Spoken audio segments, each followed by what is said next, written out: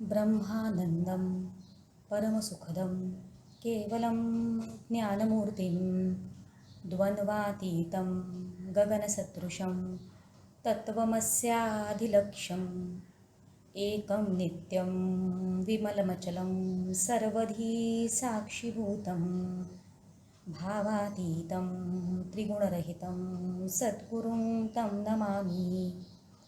गुरुर्ब्रह्मा गुरुर्विष्णू गुरुर्देवो महेश्वरा गुरुर्साक्षात् परब्रह्म तस्मै श्री गुरवे नमः। नमो आदिबोधात्मरूपा परेशा नमो हंसनारायणा निर्जरेशा नमो ब्रह्मदेवा वसिष्ठा श्रीरामा नमो मारुती रामदासाभिरामा। जय जय रघुवीर समर्थ। श्री गणेशाला वंदन करते, सद्गुरूंना वंदन करते, श्रीरामाला वंदन करते, समर्थांना वंदन करते। श्रोते तुम्ही जगदीशाच्या मूर्ती म्हणून तुम्हा सगळ्यांना वंदन करते। ज्ञानेश्वरी अभ्यास मंडळ बुलढाणा या मंडळाच्या पदाधिकाऱ्यांना, मंडळातल्या सर्वांना नमस्कार करते आणि आजची सेवा करण्यासाठी चिंतनासाठी जो विषय दिलेला आहे त्याच्या चिंतनाची सुरुवात करते।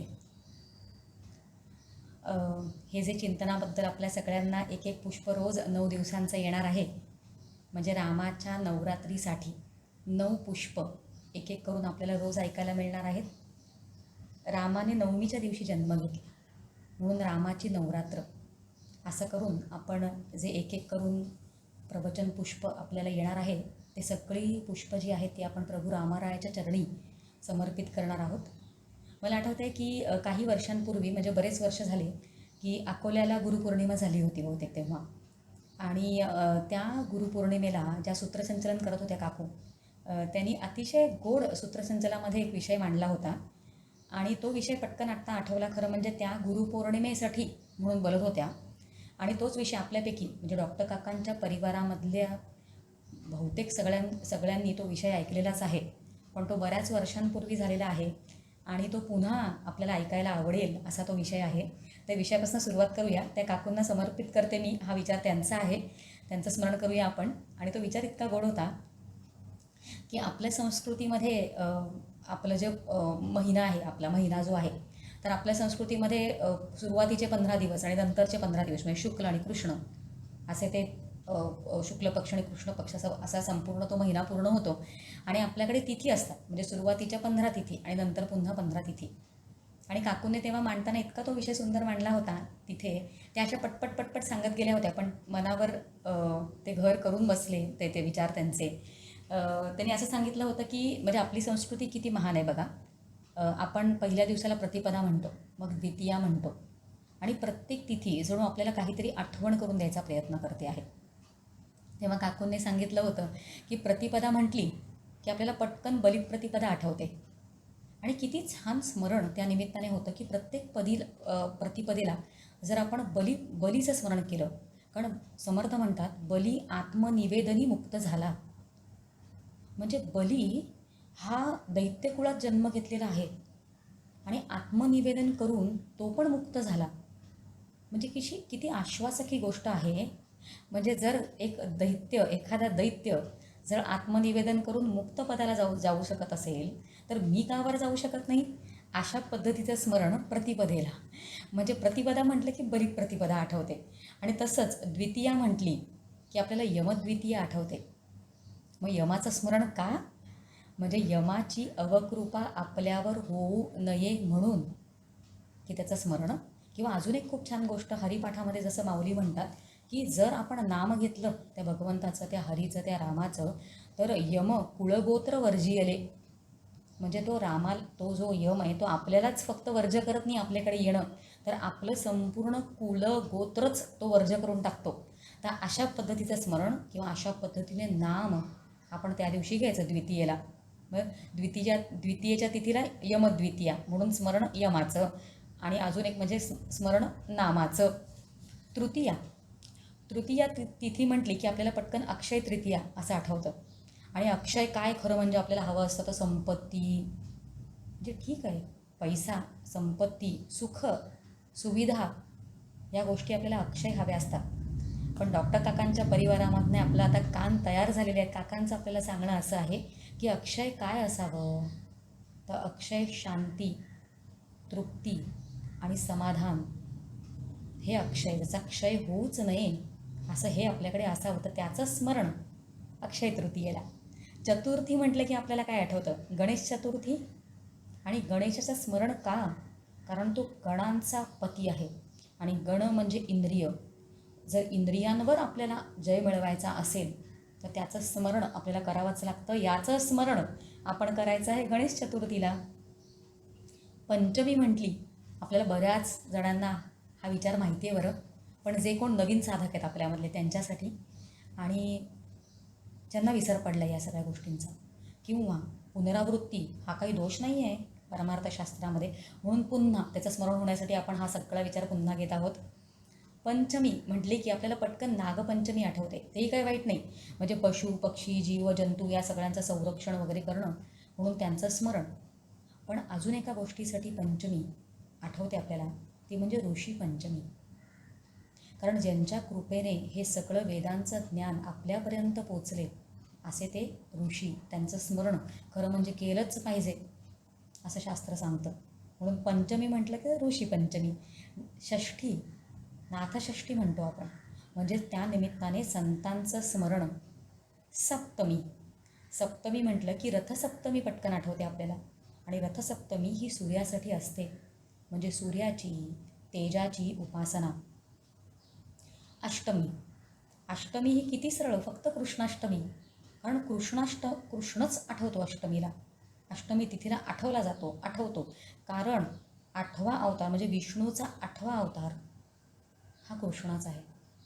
दैवकीचा 8वा पुत्र हा कृष्ण आहे, आणि अष्टमीचाच त्याचा जन्म, म्हणून 8वी ही त्याचीच तिथी आहे. मग काय करावं त्याला, तर त्याच्या लीलांचं वर्णन, गुणगौरव हे अष्टमीला करावं, त्याचं स्मरण आपण करावं, अशी अष्टमी ही तिथी. आणि हा सगळा विचार आज आपण आत्ता का घेत आहोत, कारण आत्ता रामाचं नवरात्र चालू आहे. नवरात्र का, कारण नवमीचा त्याचा जन्म आहे, म्हणून नवमी कोणाची, तर नवमी रामाची. त्यापुढं दशमी, दशमी विजयादशमी, म्हणजे विजय, म्हणजे देह संसार या गोष्टींपासून विजय. खरा विजय कुठला आहे, तर या गोष्टींवर जय मिळवणं त्याला खरा विजय म्हणतात. म्हणून त्या निमित्ताने त्याचं स्मरण की विजय खरा कुठला मिळवायचा आहे तो. एकादशी ही विठ्ठलाची आहे. द्वादशी म्हटलं तर वसुबारस. त्रयोदशी म्हटलं तर धनोत्रयोदशी, खरं धनसंपदा कुठली आहे ते 16वा अध्यायामध्ये गीतेमध्ये सगळे संपादवी सांगितले आपल्याला. संपत्ती कुठली हवी आहे, तर सद्गुणांची संपत्ती. चतुर्दशी म्हटली तर नरक चतुर्दशी, तर नरकाचं स्मरण करावं म्हणजे आपण तिथे जाऊ नये, त्याचं स्मरण. आणि पौर्णिमा जी आहे शेवटची, ती म्हणजे गुरुपौर्णिमा. कारण बाकी सगळ्या तिथी ज्या आहेत त्या अपूर्ण आहेत, आणि पूर्ण तिथी जी आहे ती फक्त सद्गुरूंना दिली जाते, कारण ते आपल्याला पूर्णत्वाला नेतात. असा विचार तेव्हा तिथे मांडला होता. पण आपल्या एक विचार करायचं राहूनच गेलं की रामाने नवमी ही तिथी का बरं निवडली असेल. नवमी त्याची का रामाने नवमी तिथी निवडली, कारण आईच्या गर्भातले 9 महिने येरझारा जर आपल्याला थांबवायचे असतील तर त्या रामाचा आधार घेतल्याशिवाय आपल्याला पर्याय नसतो. म्हणून रामाने काय केलं, तर रामाने नवमी ही तिथी निवडलेली आहे. आणि अजून एक गंमत बघा, म्हणजे जसं रामाचं नवरात्र, कारण तो नवमीला जन्माला आला, नवमी तिथी त्याने निवडली, आणि त्याच वेळेला दुपारी 12चा जन्म आहे रामाचा. नवमीच्या दिवशी, चैत्र नवमीच्या दिवशी तीच तिथी अजून कोणी साधली आहे, तर ती आपल्या समर्थ रामदास स्वामींनी पण साधलेली आहे. म्हणजे आता आपल्याला काय करायचं आहे की आज आधाराला आपण चिंतनाला जो श्लोक घेतलेला आहे तो समर्थ रामदास स्वामींच्या वाङ्मयातला घेतलेला आहे. आणि तसं केल्यामुळे काय होणार आहे, तर समर्थांना पण अभिवादन होणार आहे. म्हणजे एक तीर से दो निशाने, म्हणजे आपण रामाला पण अभिवादन करणार आहोत आणि आपण समर्थांना पण अभिवादन करणार आहोत. कारण त्यांच्या वाङ्मयामधला एक श्लोक आपण आज अभ्यासाला, चिंतनाला निवडलेला आहे. समर्थांचं कौतुक काय करावं आपण, म्हणजे आपल्या वाणीने जर आपण समर्थांचं कौतुक करायला गेलो तर ते शब्द अपुरे पडतात. कारण समर्थांचं इतकं अफाट वाङ्मय आहे, स्फुट वाङ्मय आहे समर्थांनी जे निर्माण करून ठेवलेलं आहे, ते आपल्या शब्दात करण्यापेक्षा ज्यांना समर्थ हृदय म्हटलं जातं, म्हणजे शंकरराव देव, शिवथरघळ होती ती काळाच्या ओघात लुप्त झाली होती आणि ती शोधायचं काम कोणी केलं आहे तर ते शंकरराव देवांनी केलेलं आहे. असं लिहिलेलं आहे चरित्रामध्ये की जेव्हा शिवथरघळ सापडली जेव्हा त्यांना कळलं निश्चित हीच घळ आहे जी समर्थांनीच वर्णन करून ठेवलेलं आहे की हीच ती शिवथरघळ, तेव्हा ते त्या मातीमध्ये गडाबडा लोळलेत म्हणे आनंदाने, आणि ती माती त्यांनी त्यांच्या सर्वांगावर लावून घेतली. एवढा आनंद त्यांना झाला. इतकं समर्थांवर प्रेम असलेले त्यांना नामाभिधान दिलं गेलेलं आहे की ते समर्थ हृदय, किती गोड नाव आहे, समर्थ हृदय असे शंकरराव देव. आणि या शंकरराव देवांनी समर्थांचं कौतुक केलेलं आहे आणि त्यांच्या शब्दामध्ये ते कौतुक ऐकायचा प्रयत्न करूया. कारण समर्थांना पण अभिवादन करायचं आहे, कारण नवमी जी आहे ती समर्थांची पण आहे. समर्थांना पण नमस्कार करायचाच आहे, त्यांचं अर्चन पण करायचंच आहे. त्यासाठी शंकरराव देवांनी ज्या शब्दांनी त्यांचं कौतुक केलेलं आहे त्या शब्दांनी ते कौतुक घेण्याचा प्रयत्न करूया. त्या निमित्ताने त्या शब्दांची सोनं आपण त्यांच्या चरणी वाहू शकू समर्थांच्या. आपण शंकरराव देव काय म्हणतात बघा. शंकरराव देव असं म्हणतात की समर्थांबद्दल सांगणं चाललेलं आहे. ते असं म्हणतात की श्रीकृष्णासारख्या अनेक बाललीला करून ज्यांनी आईरा रंजवले असे समर्थ. अरे आपल्याला असे समर्थ कुठे माहिती आहेत? म्हणजे चमत्कार वगैरे समर्थांनी काही केलेले नाही आहेत. संपूर्णपणे प्रयत्नवाद, मान्य प्रयत्नवाद जो होता त्यालाच त्यांनी प्राधान्य दिलेलं आहे. पण जर समर्थांचं चरित्र आपण पाहिलं, समर्थ अवतारसारखा ग्रंथ किंवा दासायनसारखा ग्रंथ हे आपण जेव्हा वाचतो तेव्हा आपल्याला समर्थांचे लीलावतार दिसतात बालपणीच्या. म्हणजे जसं कृष्णाने, आणि किती चपखल, काय सुंदर उपमा दिलेली आहे शंकरराव देवांनी समर्थांसाठी. म्हणजे ज्या लीला आपण श्रीकृष्णाच्या बघतो, लहान असताना श्रीकृष्णाने यशोदे मातेला आ करायला सांगितलं आणि आतमध्ये विश्वदर्शन हे दाखवलेलं आहे. स्वतःच्या तोंडाने आ करून मधनं ते विश्वदर्शन जे यशोदा मातेला त्यांनी दिलेलं आहे. तशा प्रकारच्या बाललीला समर्थांच्या पण आहेत. म्हणजे ते माठ जे असायचे ते सगळे फोडलेले असायचे आणि सगळं ते त्याच्यामधलं ताक सांडलेलं असायचं. तशाच पद्धतीने समर्थांच्या घरचं माठात जे ताक भरलेलं आहे ते फुटलेलं असायचं. आणि जेव्हा गंगाधर ज्येष्ठ घरी यायचे किंवा त्यांचे वडील घरी यायचे तेव्हा ते माठ जैसे थे तसं, त्या माठात ताक तसंच. आणि या सगळ्या लीला समर्थांच्या आहेत. म्हणजे जे कौतुक केलं आहे शंकरराव देवाने ते किती योग्य आहे बघा. ते काय म्हणतात, श्रीकृष्णासारख्या अनेक बाललीला करून ज्यांनी आईला रंजवले असे समर्थ. पुढे ते म्हणतात, षण्मुखाप्रमाणे ते लग्नातून निसटले. षण्मुख म्हणजे कार्तिकेय, आणि कार्तिकेयचं पलायन प्रसिद्ध आहे. आणि ते पलायन म्हणजे षण्मुखाचं पलायन ते लग्न मंडपातून निसटले. ही उपमा किती सुंदर झाली बघा. पुढे ते म्हणतात, गंगासुतासारखी ब्रह्मचर्या व्रतात त्यांची बरोबरी झाली. गंगासुतासारखी म्हणजे भीष्माचार्यांसारखी सत्यवती, त्यांची सावत्र माता, ही भीष्माचार्यांना सांगत होती की आता तुम्ही लग्न करा बुवा. तरी पण ब्रह्मचर्या व्रत जसं सांभाळलं काटेकोरपणे. म्हणजे गंगासुतासारखी ब्रह्मचर्या व्रतात ज्यांची बरोबर झाली असे समर्थ. पुढे ते म्हणतात, श्री दत्तांप्रमाणे त्यांनी सर्व बाबतीत प्रावीण्य मिळवले. मत्स्येंद्रनाथांप्रमाणे त्यांनी तीर्थाटने केली. कारण नाथ संप्रदाय मत्स्येंद्रनाथ म्हणजे, आणि नाथ संप्रदायामध्ये 3 दिवसापेक्षा एका ग्रामात आपण राहू शकत नाही, कारण भिक्षेसाठी त्यांना फिरावं लागतं. आणि त्याचप्रमाणे तसंच तीर्थाटन काय पद्धतीने केले समर्थांनी. संपूर्ण देश समर्थ पायी फिरलेले आहेत. आणि फक्त फिरलेले नाही आहेत, त्यांनी लोकांना तयार केलेले आहे, त्यांनी मठांची स्थापना केलेली आहे. पुढे ते म्हणतात, अत्यंत साक्षेपात त्यांनी शौनकास मागे टाकले. साक्षेप आला इथे समर्थांचा, कारण समर्थांच्या ठिकाणी आपण साक्षेप म्हणजे सतत प्रयत्नशील, प्रयत्नवाद अशी जर उपमा वापरलीच नाही तर समर्थ पूर्ण होत नाहीत. आणि परत ते म्हणतात की अत्यंत साक्षेपात त्यांनी शौनकास मागे टाकले. शौनक ऋषींबद्दल जेव्हा आपण विचार करतो तेव्हा आपल्याला असं कळतं की शौनकांनी जो आश्रम बांधला होता त्या आश्रमामधनं प्रतिवर्षी 10,000 विद्यार्थी शिकून बाहेर निघत असत. म्हणजे किती लोकांना ज्ञानदान हे काम शौनकांनी केलं. आणि इकडे शंकरराव देव असं म्हणतात की अत्यंत साक्षेपात त्यांनी शौनकास मागे टाकलंय. कारण आजपर्यंत किती लोकांनी त्या दासबोधक किंवा समर्थांचं जे काही वाङ्मय आहे त्याच्यामधनं शिकून जे पूर्णत्वाला गेलेले आहेत. किती योग्य उपमा आहे ही. पुढे असं ते म्हणतात की जाणण्यात ते दुसरे शमिकच होते. शमिक ऋषींबद्दल आपल्याला माहिती आहे की शृंगी हे त्यांचे पुत्र होते आणि ज्यांच्यामुळे हे संपूर्ण भागवत पुराण सांगितलं गेलं.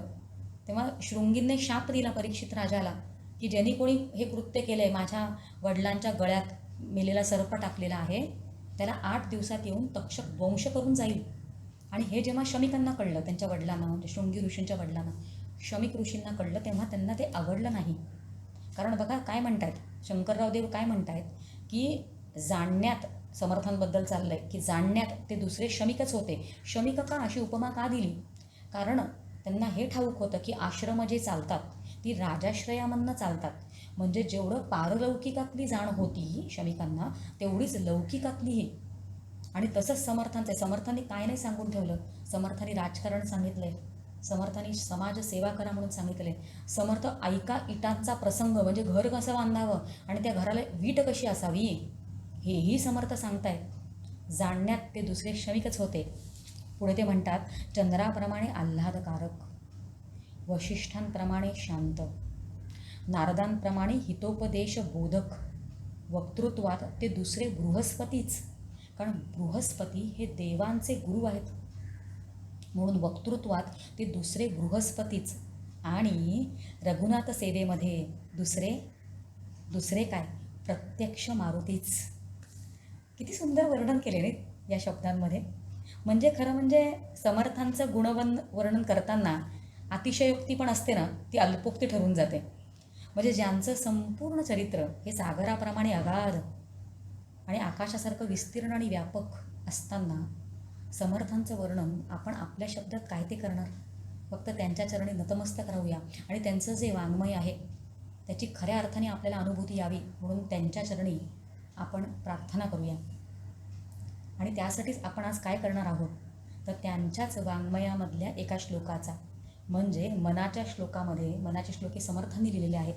आणि 78वा मनाचा श्लोक जो आहे की आहो ज्या नरा राम विश्वास नाही, म्हणजे रामावर विश्वास ठेवून देह संसार चिंता सोडून त्या कैवल्य पदाची प्राप्ती करण्याकरिता या श्लोकाचा आधार घेऊन त्याचं आपण चिंतन करूया.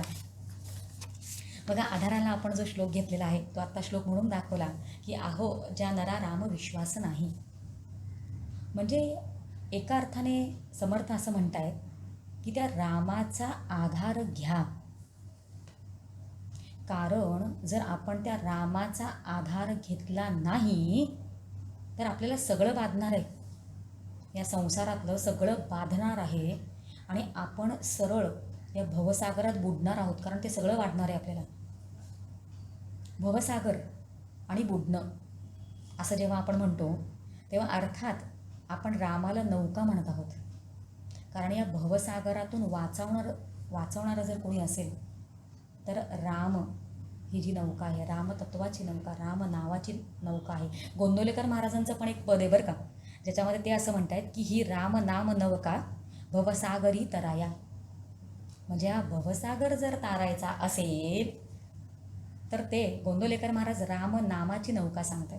अर्थात रामाला नौका म्हटलंय. तुलसीदासांच्या दोह्यांमध्ये पण रामाला नौका म्हटलंय. म्हणजे भवसागर तारण्यासाठी, संसार हा भवसागर तारण्यासाठी रामाच्या नौकेचा आधार आपण घेतला पाहिजे असं समर्थ आपल्याला सांगत आहेत. आणि संसार आणि भवसागर ही जी उपमा आहे ना, ही पण बऱ्याच ग्रंथांमध्ये येते, आपल्याला माहिती आहे. आपण डॉक्टर काकांच्या परिवारात बऱ्याच जणांनी, आपण सगळ्यांनी विचारसागर रहस्य साखरे महाराजांचा त्या ग्रंथाचा अभ्यास केलेला आहे.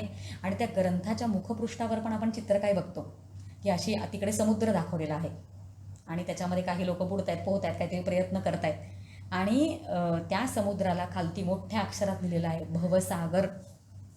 आणि किती योग्य उपमा आहे बघा ही. म्हणजे भवसागर ही उपमा जी संसाराला दिलेली आहे ही किती योग्य आहे. ती कशी योग्य आहे त्याचा आपण बऱ्याच वेगवेगळ्या पद्धतीने अभ्यास करू शकतो किंवा तो अर्थ लावून घेऊ शकतो. पण काही प्रमुख गोष्टींचा आपण आधार घेऊन अभ्यास करायचा प्रयत्न करूया. कारण या संसारात न बुडता म्हणजे वृथा देह संसाराची चिंता न करता रामाचा आधार घेऊन आपल्याला ते कैवल्य पद मिळवायचा प्रयत्न करायचा आहे. त्यासाठी हे सगळं चिंतन चाललेलं आहे. बघा, समुद्राची उपमा संसाराला दिली गेली आहे. त्याच्याबद्दल आपला विचार चालू आहे. बऱ्याच वेगवेगळ्या पद्धतीने आपण अभ्यास करू शकू किंवा हे साम्य या दोघांचं कसं आहे हे बघू शकू. पण आपल्याला या भवसागरातून बाहेर निघण्यासाठी जे काही साम्य दिसतं त्याचा आधार घेऊया. पहिलं साम्य म्हणजे समुद्राबद्दल विचार करतो ना आता आपण. समुद्र आणि संसार आणि भवसागर म्हणजे हा संसार, असा विचार चालू आहे.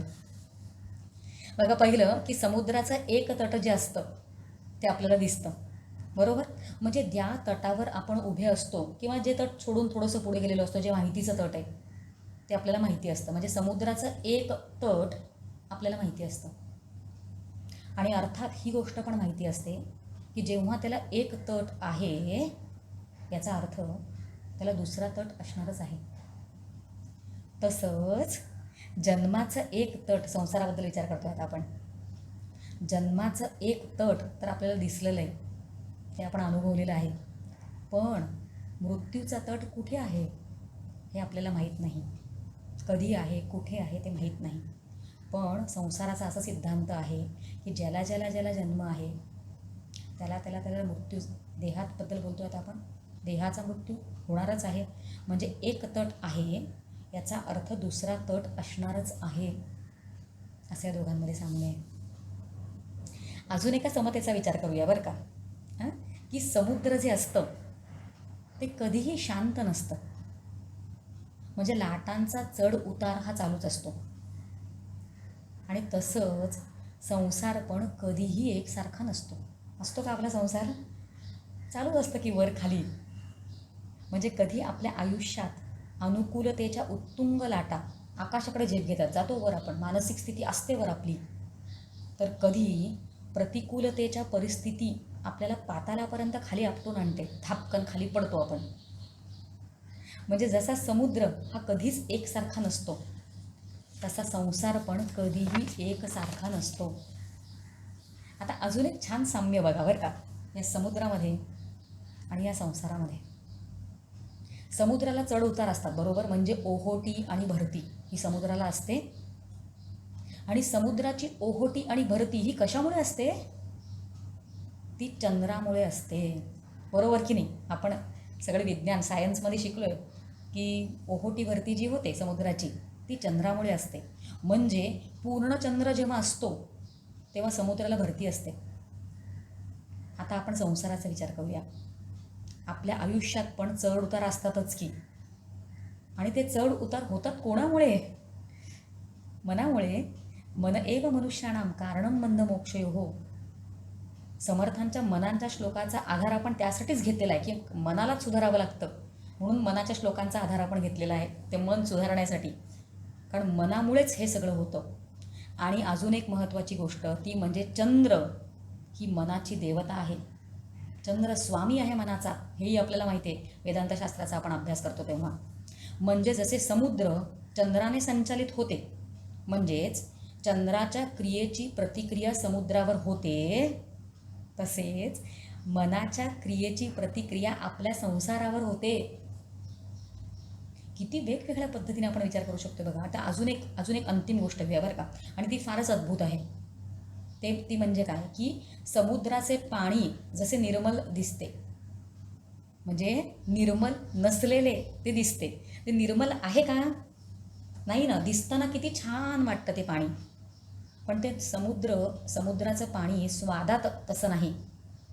म्हणजे फक्त बघितल्यानंतर ते खारट आहे हे थोडी ना कळतं आपल्याला. म्हणजे समुद्राचं पाणी जसे दिसते तसे ते स्वादात नसते, आणि स्वाद घेतला तर त्याच्या खारेपणाची अनुभूती येते.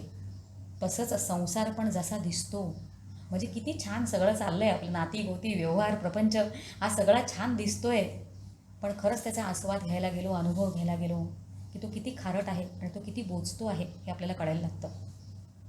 म्हणून संसाराला भवसागर असं उगाच नाही म्हटलं आहे. आणि त्या भवसागरातून आपल्याला जर कोणी तारणारं असेल का, आपण विचार करतोय आहोत आपण तिथे भवसागरात, तर भवसागरामधनं कोणी तारणार असेल, कारण बाहेर यायचा पर्याय शोधायचा आहे आपल्याला, त्यासाठी हा सगळा विचार चाललेला आहे. त्या भवसागरातून कोणी तारणारं असेल तर तो आहे भाव. आणि समर्थांचा जो श्लोक आपण आज आधाला घेतलेला आहे त्याच्यामध्ये ते हेच म्हणतायत की अहो ज्या नरा राम विश्वास नाही, जर रामावर विश्वास नाही, जर रामावर भाव नाही, तर हे सगळं, हा सगळा संसार आपल्याला बाधणार आहे. कारण ज्याला रामावर विश्वास नाही अशाला समर्थ पामर असं म्हणतायत. आता आपण थोडासा परत समर्थांचा विचार करूया, कारण आपण जेवढं रामाबद्दल बोलणार आहोत तो रामच कसा आपल्याला त्या भवसागरातून तारणारा आहे, असं जसं रामाचं कौतुक करायचं आहे तसं आपण सुरुवातीलाच ठरवलेलं आहे की आपल्याला समर्थांचं पण कौतुक करायचं आहे, कारण त्यांची पण नववी आहे. समर्थांची व्यापकता पामर या शब्दामधनं कळते. एक थोडासा बारीक विचार करूया की समर्थांनी दासबोधामध्ये माणसांचे म्हणजे जीवांचे 4 प्रकार सांगितलेले आहेत. आणि ते प्रकार काय ते सांगताना ते असं म्हणतात की ऐकतयांचे लक्षण चत्वार ते कोण, बद्ध मुमुक्षु साधक जाण, चौथा सिद्ध. म्हणजे जीवांचे प्रकार सांगताना समर्थ दासबोधामध्ये म्हणतात, म्हणजे त्यांनी शब्द कसे कॉईन केलेत बघा समर्थांनी, परफेक्ट शब्द कॉईन केले. बद्ध म्हणजे कोण, जो विषयांमध्ये बद्ध असतो, अडकलेला असतो तो बद्ध. मग मुमुक्षु मोक्षाची इच्छा, त्याच्यामध्ये पण वर खाली प्रकार खूप आहेत, तीव्र मंद, आपण त्याच्यात नको जाऊया, पण मोक्षाची इच्छा ज्याला आहे तो मुमुक्षु. मग साधक, सद्गुरूंनी दिलेलं साधन जो करतो तो साधक. आणि सिद्ध, सिद्ध म्हणजे कोण ते सांगताना समर्थ म्हणतात साधू वस्तू होऊन ठेला. बघा तो साधू वस्तू होऊन ठेला, तो स्वतःच ते झालाय, ब्रह्मवस्तूच झालाय तो. साधू वस्तू होऊन ठेला, संशय ब्रह्मांडाबाहेरी गेला. संशय उरलाच नाही आता, संशय ब्रह्मांडाबाहेरी गेला. निश्चये चळेना ऐसा झाला. आता त्याचा निश्चय जो असतो तो चळत नाही, तो खाली उतरत नाही तो. डॉक्टर काका जसं म्हणतात तसं दृढ, अपरोक्ष, अपरिवर्तनीय असा निश्चय. म्हणजे निश्चय चळेना ऐसा झाला या नावसिद्ध. मग समर्थांनी दासबोधामध्ये एक एक समास लिहिलेले आहेत, ते वाचले की आपल्याला नक्की बद्ध कोण, नक्की मुमुक्षु कोण, नक्की साधक कोण आणि नक्की सिद्ध कोण हे सगळं कळायला लागतं. पण समर्थांनी या 4 एकही शब्द इकडे नाही वापरला. अहो ज्या नरा राम विश्वास नाही, तया पामरा बाधी सर्व काही म्हणताना त्यांनी पामर असा शब्द वापरलाय. मग पामर हा शब्द आपल्याला कुठे दिसतो, म्हणजे त्यांनी स्वतः कॉईन केलेले शब्द न वापरता त्यांची व्यापकता आपल्याला दिसते की माझंच जे मी केलेलं आहे कॉपीराईट असलेलंच मी शब्द वापरणार, असं काही समर्थ करत नाहीत, असं कुठलेच संत करत नाहीत. संतांकडनं अजून एक गोष्ट शिकायची, ती म्हणजे व्यापकता. आपलंच बरोबर, आपल्याच संप्रदायाचं बरोबर असा एक ठेका असतो आपला. कसं शिकायचं आहे आपण समर्थांकडनं, सगळ्या संतांकडनं रॅदर. विचारसागर ग्रंथामध्ये म्हणजे वेदांत शास्त्रीयपर ग्रंथामध्ये माणसांचे 4 प्रकार येतात. आपण विचारसागर अभ्यास केलेला आहे सगळ्यांनी, त्याच्यामध्ये माणसांचे 4 प्रकार सांगितलेले आहेत. आणि ते सांगताना पामर, विषयी, जिज्ञासू आणि मुक्त असे 4 प्रकार सांगितले. आणि मग आपल्याला याच्यामध्ये डिफरन्सेस माहीत आहेत. आपण मंदाताईंची प्रवचन ऐकलेली आहेत, आपण काकांची प्रवचन ऐकलेली आहेत, आपण विचारसागराचा अभ्यास केलेला आहे. त्याच्यामध्ये पामर आणि विषयी या दोघांमधला फरक आपल्याला निश्चित कळतोय. विषयी जो असतो तो विषयांमध्ये लुप्त असतो, अडकलेला असतो, मान्य. पण विधिनिषेध जे आहे ते त्याला माहीत असतात आणि तो पाळत असतो, म्हणजे त्याला सगळं समजत असतं. तरी पण तो म्हणजे तो पूजा अर्चा करतो, चांगलं योग्य वागतो, दानधर्म करतो, शेजारांची व्यवस्थित वागतो, व्यवस्थित नोकरी करतो. आणि असं असताना पण तो संपूर्णपणे विषयात अडकलेला असतो. आणि मेजर कॅटेगरी, मेजर लॉट लोकांचा हो या कॅटेगरीमध्ये पडतो विषयी. मग पामर कसा समजून घ्यायचा, मग वेदांत शास्त्रामध्ये जे सांगितलं आहे तो पामर आधी आपण समजून घ्यायचा प्रयत्न करूया. तर पामर तो असतो जो स्वतः विषयांमध्ये अडकलेला आहे, प्रश्नच नाही, पण तो विधिनिषेधाचा विचार करत नाही विषयांचं सेवन करताना. म्हणजे विधिनिषेधावर त्याचा विश्वास नसतो, विधी आणि निषेध याचं पालन तो करत नाही. तो स्वैर वागतो, तो स्वच्छंद वागतो. आणि समर्थांच्या शब्दात सैराट शब्द समर्थांनी कॉईन केलाय बरं का. सैराट अशा पद्धतीने जो मोकाट वागतो तो पामर असतो. म्हणजे आता आपला पामर हा अर्थ व्यवस्थित कळला बरं का. आणि समर्थांनी तो इकडे या श्लोकामध्ये कसा वापरलेला आहे बघा. समर्थांचं गुणगान करत होतो आपण, कारण ते फक्तच आपल्या गोष्टींना चिकटून राहिलेले नाहीत, त्यांची व्यापकता आहे. आणि अगदी चपखल योग्य शब्दासाठी ते स्वतःचे जे मांडलेले तत्त्वज्ञान आहे, वाङ्मय आहे, ते सोडून जे वेदांतशास्त्राने सांगितलेलं आहे त्याचा स्वीकार पण ते करत आहेत. ही व्यापकता समर्थांची. आणि पामर अर्थात आपल्याला कळला, समर्थांची व्यापकता कळली. आता इथे समर्थांनी पामराची डेफिनेशन काय दिलेली आपण ते पाहूया बरं का. समर्थ इकडे आपला आधाराचा श्लोक आहे, आहो ज्या नरा राम विश्वास नाही, तया पामरा बाधिजे सर्व काही. म्हणजे इकडे पामर समर्थांनी कसा डिफाईन केला आहे ते बघा. समर्थ असं म्हणतायत की ज्या नराला रामावर विश्वास नाही अशा पामराला, म्हणजे ज्याचा रामावर विश्वास नाही त्याला समर्थ पामर म्हणत आहेत. कारण आपण आधीचे डेफिनेशन्स बघताना हां आपण ठीक होता, आपण अगदी पामर नाही. हां आपण जिज्ञासू असू आणि मुक्ताकडे जाण्यासाठी आपण सगळे आपले कान तयार आहेत, आपलं आचरण तसं आहे असं आपल्याला वाटत असतं नाही का. खरंच आतमध्ये विचार करून बघूया प्रत्येकाने स्वतः. कारण हा सगळा डॉक्टर काका नेहमी म्हणतात की परमार्थ प्रथमपुरुषी असावा. हे आपल्यालाच आचवडण्यासाठी एवढं सगळं चिंतन चाललेलं आहे. का मी या गोष्टीचा इतका विचार करत आहे? कारण जर आपण स्वतःलाच असं जर विचारलं की माझा रामावर विश्वास आहे का, तर हो असं खुशाल उत्तर देतो आपल्याला आपण. आणि हो योग्य अगदी ते दृढ अपरोक्ष अपरिवर्तनीय विश्वास अजून झालेला नाही आहे निर्माण, तोपर्यंत विश्वास आहे असं आपण उत्तर देतो. बरोबर आहे, हो असं उत्तर देतो. पण खरंच आपण प्रत्येकाने स्वतःला विचारायचं आहे, आपण स्वतःला की आपला खरंच रामावर विश्वास आहे का. कारण आयुष्यात थोडंसं काही खुट्ट झालं आपल्या प्रपंचात, थोडंसं मोठं पण नाही, तर आपल्याला लगेच काळजी, भय, चिंता असं वाटायला लागतं की आता कसं होईल. आणि जेव्हा आपण काळजी करतोय, भय कुठल्या तरी गोष्टीचं वाटतंय, तेव्हा प्रत्येक वेळेला आपण स्वतःकडे कर्तृत्व घेतलेलं असतं. आणि ज्या अर्थी आपण स्वतःकडे कर्तृत्व घेतलेलं असतं, तेवढी आपली शरणागती, आपला विश्वास, आपली भक्ती, आपली निष्ठा हे सगळं रामाच्या प्रती कमी झालेलं असतं. म्हणजे जेव्हा मी असं म्हणते की माझा रामावर विश्वास आहे, आपल्याकडे अभय पहिला गुण सांगितलेला आहे 16व्या अध्यायामध्ये. अभयम सत्व संशुद्धी पहिला कुठला गुण असावा आपल्याकडे, तो सांगताना अभय. तोच गुण जर आत्तापर्यंत आपल्याकडे आलेला नाही आहे, कारण सगळं आपल्याला बातते आत्ता लॉकडाऊनच्या परिस्थितीमध्ये सगळे घाबरलेलो आहेत की आपल्याला होईल का नाही, आपलं काय होईल. कारण घेतलंय कर्तृत्व, त्याच्यावरचा विश्वास जेव्हा कमी पडतो तेव्हा ती निष्ठा कमी पडते, ती भक्ती कमी पडते. आणि का इतकं सगळं चिंतन करतो आहोत, एक गोष्टीसाठी की एक म्हणजे मी नक्की आत्ता कुठे उभी आहे. मी नक्की आता आपण जे काही प्रकार पाहिले माणसांचे, त्याच्यामध्ये बद्ध बघितला, त्याच्यामध्ये मुमुक्ष बघितला, त्याच्यामध्ये साधव बघितला आणि सिद्ध बघितला, किंवा हे दुसरे माणसांचे प्रकार जे आपण पाहिलेले आहेत ते म्हणजे पामर, मग नंतर विषयी, जिज्ञासू आणि मुक्त. हे सगळं जाणून घेऊन मला उपयोग काय, फक्त मला माहिती आहे हे दाखवण्यासाठी असतं का? नव्हे, ते तसं नाही. ते माझ्या स्वतःच्या ॲनालिसिस करण्यासाठी असतं की मी नक्की ते कुठे उभी आहे.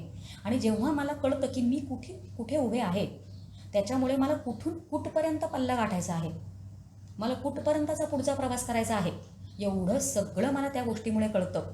म्हणून मी असा विचार करायचा आहे, चिंतन आपण त्या पद्धतीने करायचं आहे हे कळण्यासाठी की मी आत्ता कुठे आहे. बघा, आपल्या आयुष्याची एक मोटरगाडी असते आणि ती भर धाव वेगाने आपण सुटलेलो असतो अंधाऱ्या रात्री, आणि समोर हेडलाईट्स पण नसतात, ब्रेक्स पण खराब झालेले असतात आणि रस्त्यावरचा लाईट पण नसतो. म्हणजे विचार करा, अशा पद्धतीने आपण मोटरसायकल चालवायला लागलो भरधाव वेगाने, ते पण, आणि गंतव्यस्थान आहे कुठेतरी एक. पण अशा पद्धतीने जर आपल्या आयुष्याची गाडी चालली तर ती समोर कुठेतरी जाऊन थडकणार नाही तर काय होणार तिचं. म्हणजे गंतव्यस्थानापर्यंत पोचायचे काही चान्सेस आहेत का? शक्यच नाही. तसंच अंधाऱ्या रात्री म्हणजे संपूर्णपणे अज्ञानात ही आपल्या आयुष्याची गाडी चाललेली असते. आणि हेडलाईट्स नसताना म्हणजे ज्ञानाचा प्रकाशच तिथे नसतो. गाडीचे ब्रेक्स म्हणजे संयम या पामराला कुठल्याही पद्धतीचे संयमच माहिती नसतात, विधिनिषेध माहितीच नसतो, गाडीचे ब्रेक्स म्हणजे संयमच त्याला नसतात. आणि सगळ्यात महत्त्वाचं शेवटी रस्त्यावरचे लाईट्स म्हणजे मार्ग दाखवतात, जे मार्ग दाखवतात, अंधारात जे मार्ग दाखवतात, म्हणजे आयुष्याच्या वाटेवर मार्ग दाखवणारे आपले सद्गुरू हेच जर तिथे नसतील तर मग गंतव्यस्थानापर्यंत आपली ही जी संसाराची गाडी आहे ती त्या गंतव्यस्थानापर्यंत म्हणजे कैवल्य पद मिळवण्यासाठी जे काही आपण त्याच्या आधी करतो आहोत, अंधारात चाचपडत आहोत, ते नसताना आपण तिथपर्यंत पोहोचणंच शक्य नाही आहे. बघा, सद्गुरू असणं हे किती महत्त्वाचं आहे. कारण हा जो श्लोक आपण आधाराला घेतलेला आहे त्याच्यामध्ये तिसरं चरण, खरं म्हणजे आत्ता आपण घेतलेलं नाही आधाराला ते, पण संपूर्ण श्लोक जर आपण पाहिला तर अहो ज्या नरा राम विश्वास नाही, तया पामरा बाधीचे सर्व काही, महाराज तो स्वामी कैवल्य दाता, वृथा वाहणे देह संसार चिंता, असा तो श्लोक आहे. कारण ती देह आणि संसार या चिंतेमध्ये आपण संपूर्णपणे अडकून जातो, अजून काही दुसरं उरतच नाही आपल्याला. डॉक्टर काकांनी सांगताना इतकं छान सांगितलेलं आहे की अशी गंमत आहे की आपल्या प्रत्येकाला खरं म्हणजे फक्त 2च प्रकारच्या चिंता असतात, तिसरी चिंताच कुठली उरत नाही. 2च चिंता, आणि कुठल्या आहेत त्या? एक आहे देहाची चिंता आणि दुसरी आहे संसाराची चिंता, आणि तेच करत बसतो आयुष्यभर. कबीर महाराज म्हणतात, प्रारब्ध तो पहिले रचा, सगळं आधीच ठरलेलं आहे रे बाबा, तू का चिंता वाहतोस, वृथा वाहणे, व्यर्थ, असं समर्थ पण म्हणतायत.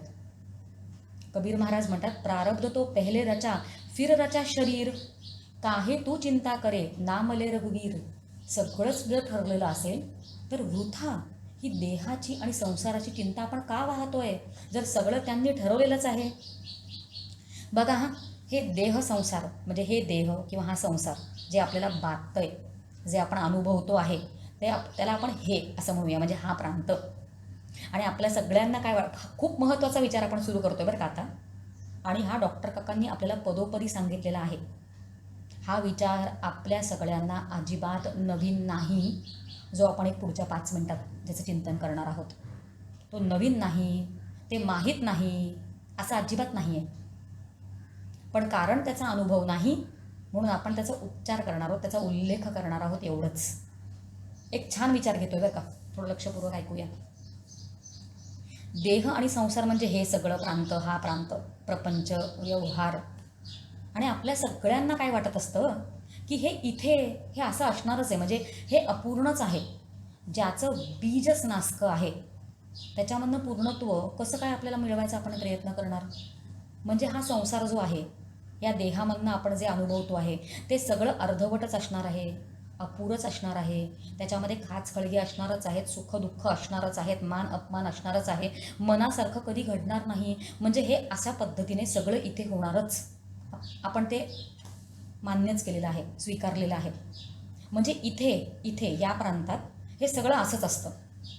मात्र तिथे तिथे म्हणजे जो परमार्थ खरा आहे, तिथे जिकडे आपले सद्गुरू असतात, जिकडे संत असतात, जिकडे संन्यासी असतात, जो खरा परमार्थ आहे त्याचा प्रांत, पारमार्थिक सत्ता, तिथे मात्र सगळं असं नसतं. तिकडे सगळं आनंदी असतं, आनंद, सुख, शांती, समाधान, हे आपण शब्द काका नेहमी वापरतात, ते सगळे शब्द, ते सगळं तिथे.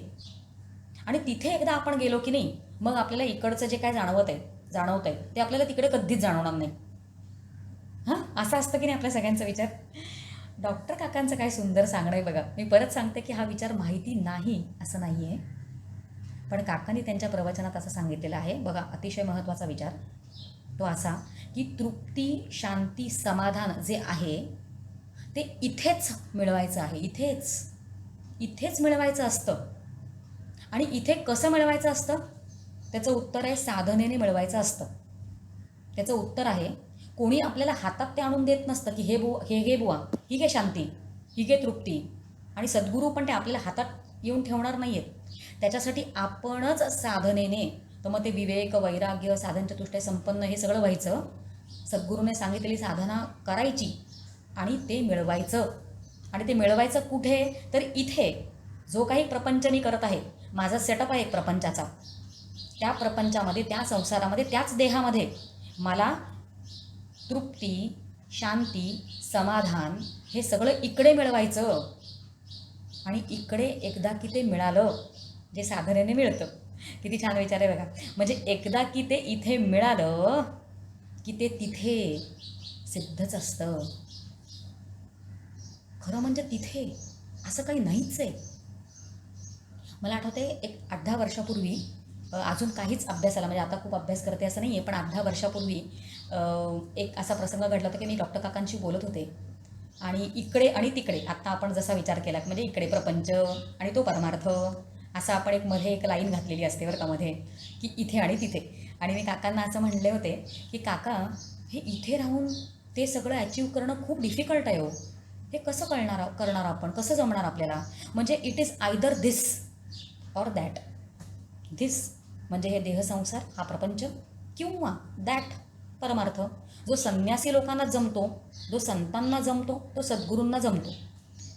तर मी असं माझ्या अकलेनुसार आपल्याला काय ते कळत असतं, काय बुद्धी आपल्या अल्पबुद्धीनुसार मी असं काकांना म्हटलं की काका, it is either this or that.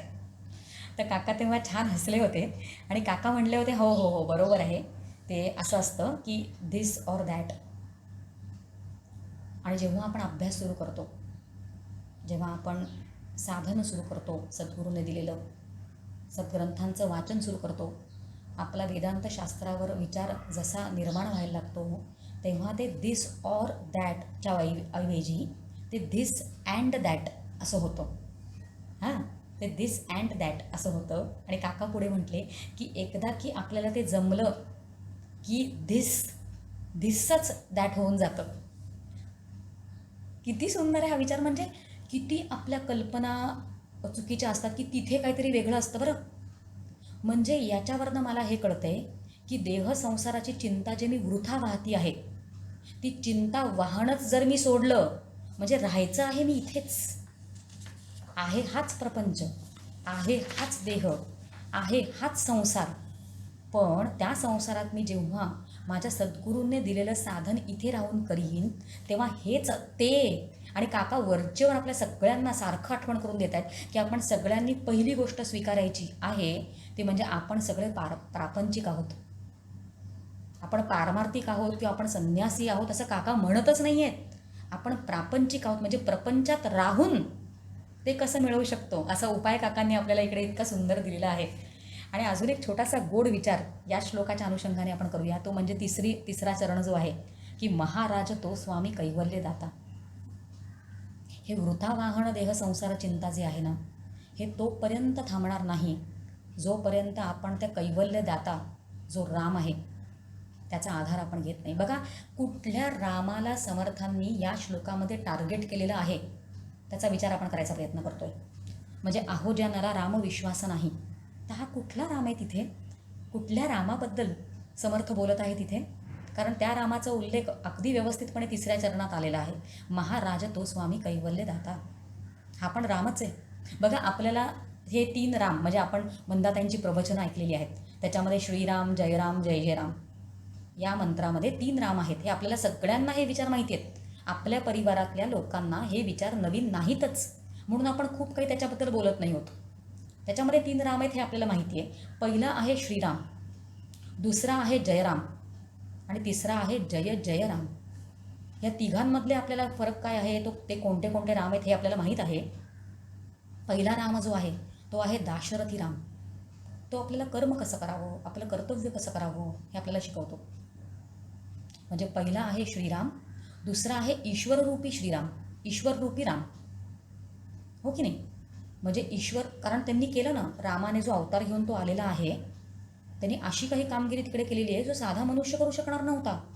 म्हणून ईश्वररूपी राम हा जयराम. आणि काका सांगताना किती छान सांगतात. म्हणजे काकांनी संपूर्ण परमार्थशास्त्र एका वाक्यात आणून टाकलेलं आहे. म्हणजे काका नेहमी म्हणतात की काही गोष्टी काकांच्या पेटंट करण्यासारख्या आहेत. काका जीव ही संकल्पना किती छान, ते डेमॉन्स्ट्रेशन, डेमो असं म्हणतात काका, डेमॉन्स्ट्रेशन घेऊन दाखवतात. तसं काकांचं हे वाक्य, काका म्हणतात करत्या जीवाने करविता ईश्वराच्या. आता करत्या जीवाने म्हटलं श्रीराम कॅटेगरीमध्ये पडला, करणं आलं तिथे, कर्म. कारण हा दाशरथी जो राम आहे तो आपल्याला कर्म कसं करावं, कर्तव्य कसं करावं हे शिकवणार आहे आणि तो वागवून दाखवणार आहे. म्हणून श्रीराम जो आहे तो कर्म करण्याला शिकवणार आहे. दुसरा जयराम जो आहे तो ईश्वररूपी राम आहे. काका त्यांच्या वाक्यात काय म्हणतात, करत्या जीवाने करवित्या ईश्वराच्या, आला ईश्वर इथे. आणि ईश्वराच्या संदर्भात फक्त 2च गोष्टी आपण करू शकतो.